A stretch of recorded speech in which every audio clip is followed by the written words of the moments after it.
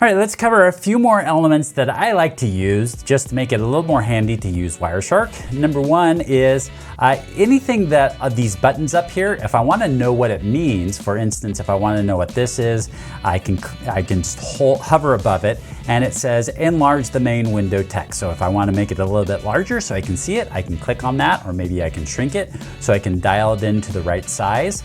Another thing here that I'll use occasionally is this capture this or close this captured file. So I'm going to close this out and then it will close it out. Or if I want to reopen it, since I saved it before, then I can reopen it by double clicking it. Another thing that I do quite often is I want to capture something new. So I'll hit this capture button right here, start capturing packets, and then it's going to start. If you hadn't saved the last file, then at this point in time, it would ask you to save it, but I'd already saved it, so that's fine.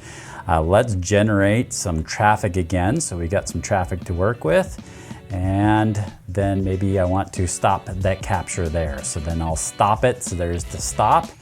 And then another thing too is that I really like to see these binary numbers down here. I think are kind of cool, but I mean, for the most part, it's just ones and zeros. Really, what does it mean? So another thing I can do is I can click on view and remove that from here. In fact, I can remove one of the main taskbar, the main toolbar, the filter bar, the status bar. I can remove any of those. Or in this case right here, I want to remove the packet bytes, and then that will give me a little more space that I can actually dig into these packets and see what the packets look like.